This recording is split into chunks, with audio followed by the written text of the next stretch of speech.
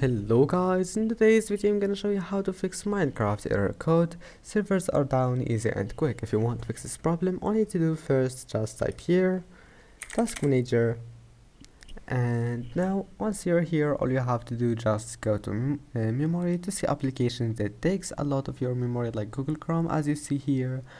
And now once you're here, right click on all the applications that you don't need, like Google Chrome and takes a lot of your memory. Right click and in task, also all the applications in the background that you don't need here, right click and task, and after that go to file explorer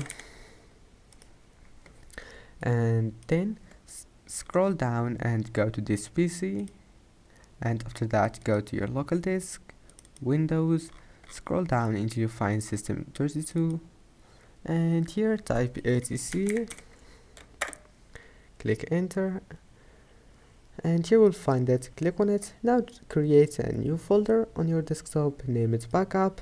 After that open it, right click on hosts, cut, and then right click here and paste. And that's it. I hope that can help you. Don't forget to like and don't forget to subscribe. Don't forget to like, and see you in the next video.